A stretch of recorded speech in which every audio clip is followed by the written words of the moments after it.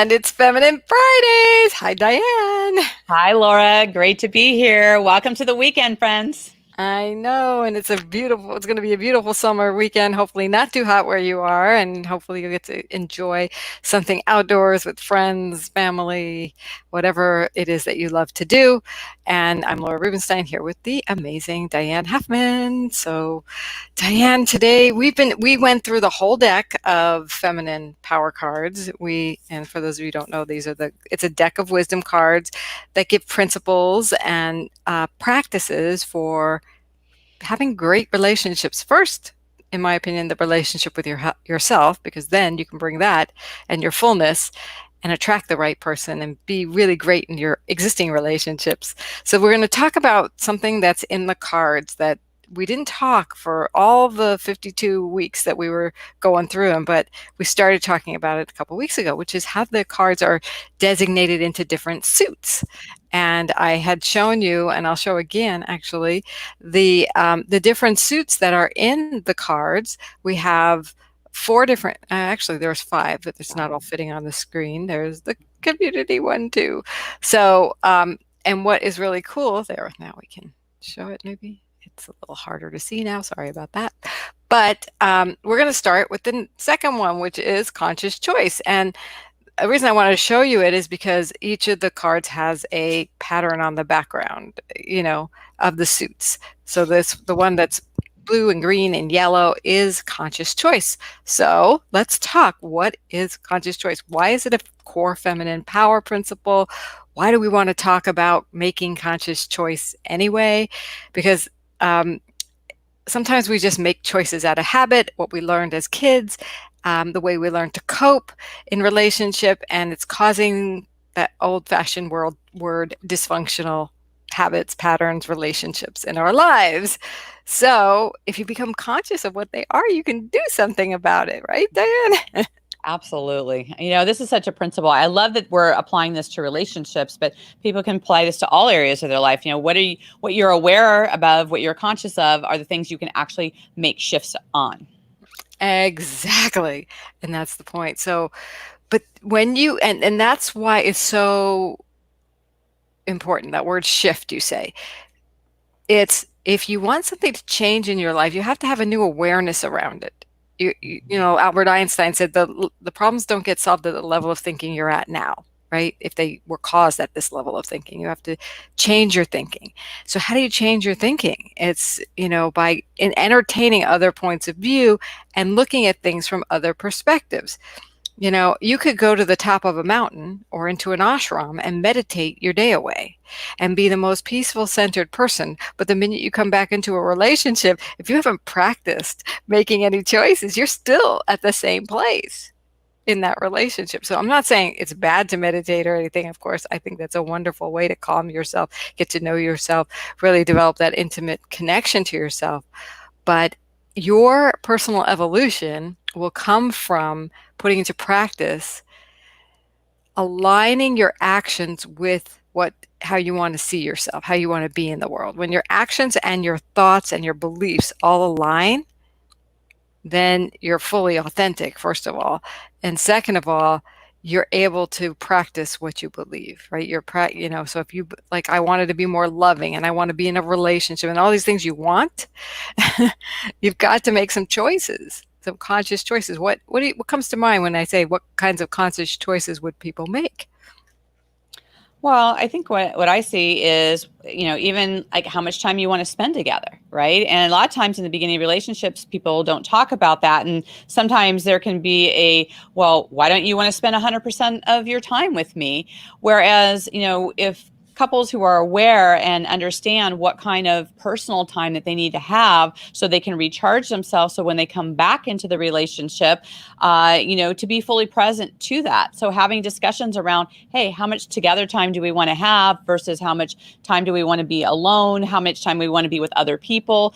Having those kind of conversations get really clear that, hey, just because I want to have some time alone doesn't mean I love you any less or that there's anything wrong in the relationship. It's just having those communications that you are on the same page as far as what you need in that time you are spending together. And that's a perfect description of exactly what it is to know yourself first. Because if you know you need your personal time, so it is important to know you like to meditate and you need your personal time, or you want to go jog around the neighborhood by yourself, or you want to do something on your own, or you need more connection time because that's what's important to you, to know yourself and to honor yourself in a way that is just about you. It's not about them wanting to love you more or feeling like they loved you more because they do something for you. So if you can express and acknowledge your preferences in a way that's not angry, critical, or blaming, then you know you've come to a place of you're connected to yourself. There's nothing, you're not blaming somebody for not being, you not being able to do something, right? Because I think that other people expect in relationships sometimes it's like, well, you should know me by now, right? You should know what I like. And Why you are just, you not reading my mind? yes, right. So if you catch yourself going there, this is a great opportunity to dive into the cards that are all about conscious conscious choice. Because if you're in a relationship that you're not happy with, what is it? Is it you and what you need to do with yourself that can make you, how can you make yourself happy in this relationship? If you can do that, you've got a great relationship. Because the Yes. minute you put the onus of happiness on another person, you took away your power, your own power, and you gave it to somebody else. But there's no reason to do that. It's too much of a burden to put on somebody else. They Yeah. got their own, but you both come with happiness, knowing how to create your own happiness. Then it's the cherry on top. Then there's the explosive connections. Yes. Agreed.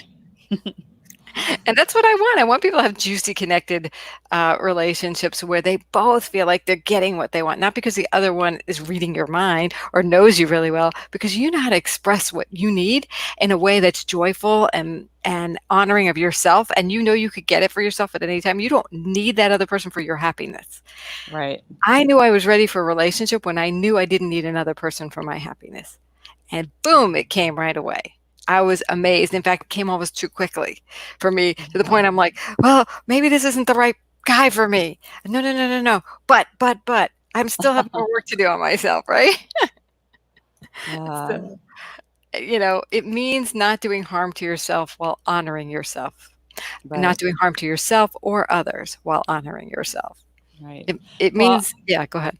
oh, I was just going to say, I was just, thinking like, yesterday, Carrie and I both were, online a lot where we were training, we were teaching, we had, it was a very full business type day. And at the end of the day, I was just like, can you just like sit next to me on the sofa and let's just watch something like light and fun and happy? And he's like, yeah, that sounds like a really good idea. And we could just not really even talk, just sit next to each other and just be together in the room without having to continue to put out, right? We'd put out a lot in the day.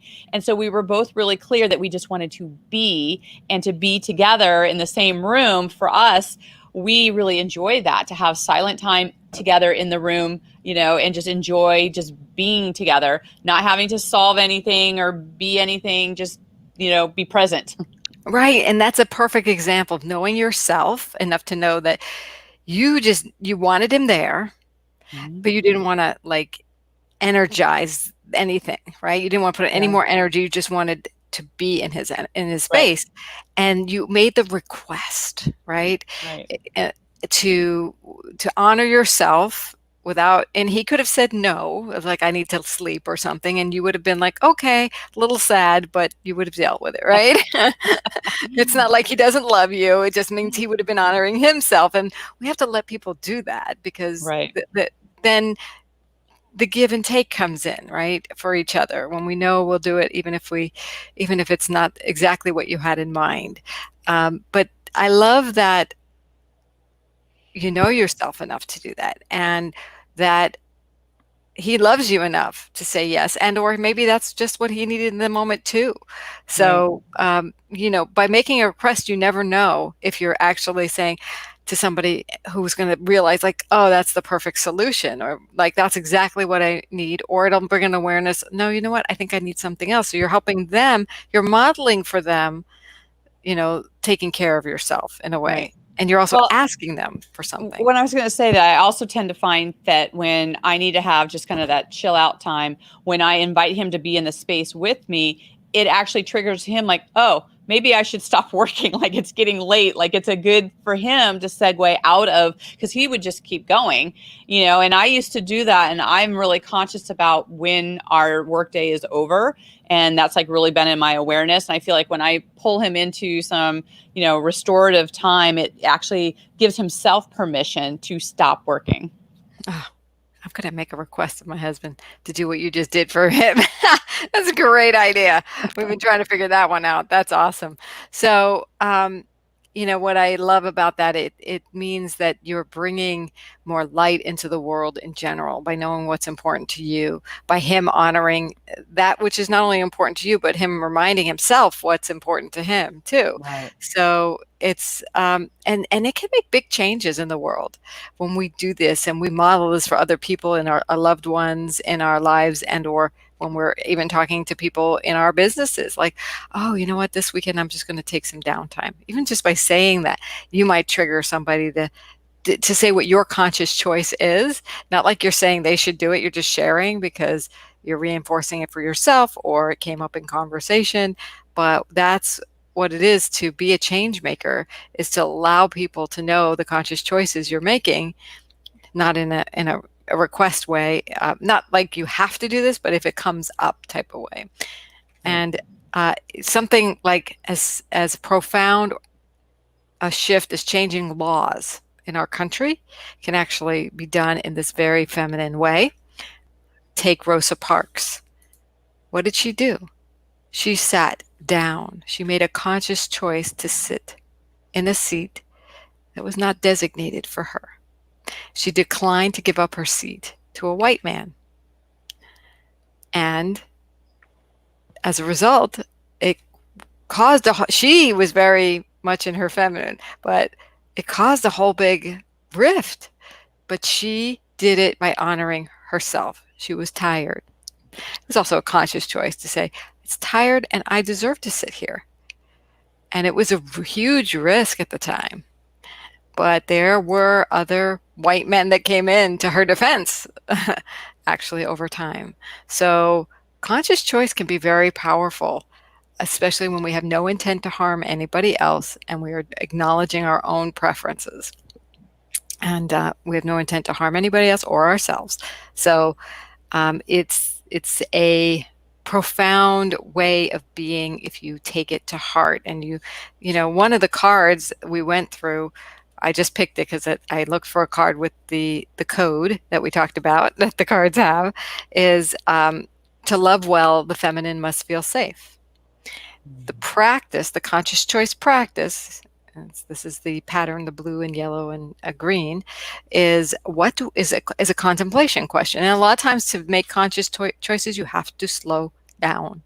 You have to think things through. More than thinking things through, you have to feel things through. Because you may be having a reaction to, this is not fair, this is not right, I want this. But you have to get below that, underneath it. What do you want? It's not fair because you don't feel loved. It's not fair because you don't feel free to do something. It's whatever it is. But then you have to say, what do I really, really need? What am I really, really feeling? Oh, I'm feeling not free. I'm feeling not safe. So the question is, what do I need to feel, need in order to feel safe? What do I need in order to feel safe? And you got to take that time to figure that out, because you could have a knee-jerk reaction to that.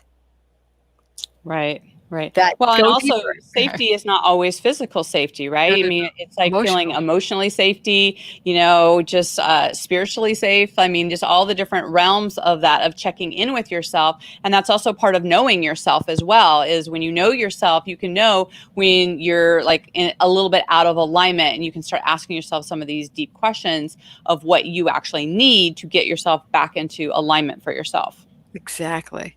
What do so and the principle to love well, to get into that loving space, to even be in that space, the feminine needs to feel safe. It's hard to love well if you don't feel safe emotionally, in particular, physically, of course, too. But so what do you need to feel emotionally safe right now? I remember when I was first in relationship with my now husband, at some point I would ask myself, is he the one? And why? And this little elf in my mind, I swear it was like this little wise man. I was doing a visualization process and somebody was guiding me through, and this little visual, this old wise man said, "Well, do you trust him with your heart?" And it was an instant yes. It was like, yeah, absolutely. There was no other person I could say that about in the whole entire world, you know? What a great question. Yeah. And, it just was through this visualization process that this little elf of a man, like a Yoda type, asked me in my mind. And that was just like and I believe this question came from that visualization because this was during the time I was creating the cards that I didn't know I was creating at the time, but I was storing my little nuggets of wisdom in my little handwritten index cards. So I want to invite everybody to take a breath anytime you're going to make a choice, anytime you're going to make a request, anytime you feel like you need something you're not getting. Take a breath. I mean, like it could be a literal breath. And then go a little deeper. See what you really need. What do you really need now in this moment? And what are you really feeling? And go deeper with that. Where's that feeling? What's underneath that feeling? Because normally it's a desire to be loved, it's a desire to feel safe, it's a desire. And that can spring up in all kinds of formations. Some are ugly, some are pretty. So we want to sprout it to the most authentic result and happiness for you. And that is what the power of conscious choice is, which is the second of five of our five core feminine power principles, which the deck of feminine power cards is based on. And I know that you love to talk about a lot of different aspects and interview a lot of people on your podcast. Tell us a little bit about that. Well, for me, the podcast is, especially now where people are scrolling and seeing so much negativity and feeling like they don't have choices to make. And so I love having positive disruptors as guests on my show. So if someone identifies themselves as that, connect with me and see if you're a fit for the show. But I think it's important to see the journey of people, like where they have felt disempowered and where they are reclaiming their power and standing in that. And so when we hear stories of people that have done that, it gives ourselves permission to make better choices, to actually be that leader in the world. And so I really love interviewing people as part of that. So definitely, if you've not checked out the show, we have the bit.ly link there going to the Spa Life podcast, and we'd love to have your feedback. And because this is how we get positive messages in the world, by sharing this live that Laura and I do, by sharing the podcast. When you find messages that inspire you, that actually speak to you, those are the things we want to share in the world, because that's how we touch more people, coming from the foundation of positivity. Because when we, as Laura talked about, take those deep breaths, we have more clarity. We're able to make more clear choices, beginning with ourselves. If we aren't sure on the clarity for ourselves, we can't necessarily do that for other people. So getting clear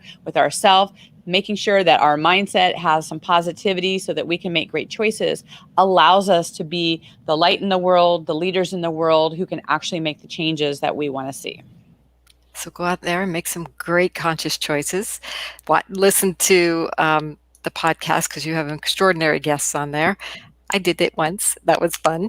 And we'll be back next week with another Feminine Fridays. Today we were talking all about the power of making conscious choices, and how do you actually do that and acknowledge your own preferences and not harming anybody else, but getting what you want and allowing others to thrive as well at the same time. So let us know how it goes. And we'll be back next week. Bye for now. Bye, everyone.